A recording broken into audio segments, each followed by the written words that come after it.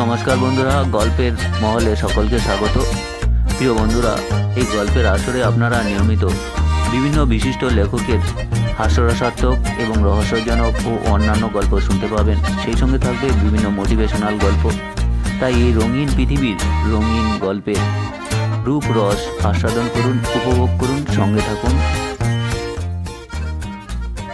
প্রিয় বন্ধুরা, আজ আমরা একটি অন্য ধরনের গল্প শুনব।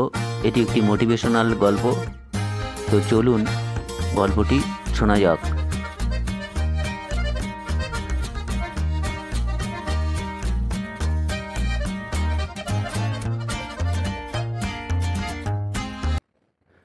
একদিন এক ভদ্রলোক ও তার স্ত্রী বেড়াতে গেল চিড়িয়াখানায়। তারা দেখল একটি বানর তার সঙ্গিনীর সাথে খেলছে, খুনসুটি করছে। স্ত্রী দৃশ্যটা দেখে মুগ্ধ হয়ে স্বামীকে বলল, কি চমৎকার ভালোবাসার দৃশ্য, তাই না? এরপর তারা গেল এক সিংহের খাঁচার কাছে। দেখল সিংহ খাঁচার একপাশে চুপচাপ বসে আছে। সিংহীটাও অদূরে অন্যদিকে মুখ ফিরে বসে আছে। স্ত্রী তার স্বামীকে বলল, আহা রে, ভালোবাসার কি নির্মম পরিণতি। ভদ্রলোক এতক্ষণ চুপচাপ স্ত্রীর পাশে হাঁটছিল। এবার নীরবতা ভঙ্গ করে বললেন, এই ধরো, এই ছোট্ট পাথরটি সিংহীর দিকে ছুঁড়ে মারো, আর দেখো কি ঘটে।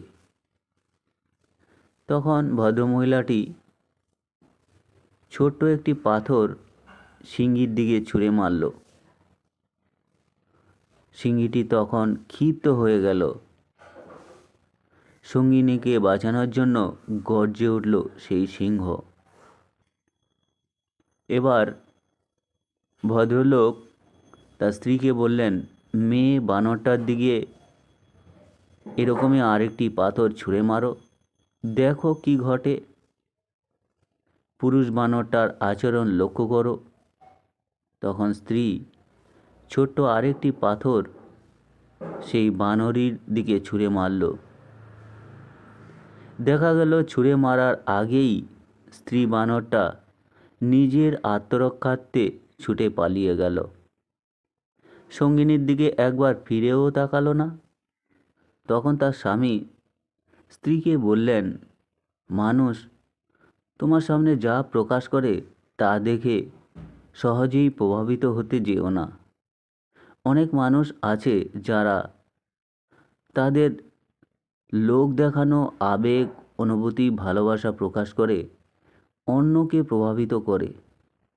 আবার অনেক মানুষ আছে যারা তাদের ভেতরের গভীর অনুরাগ, ভালোবাসা লুকিয়ে রাখে।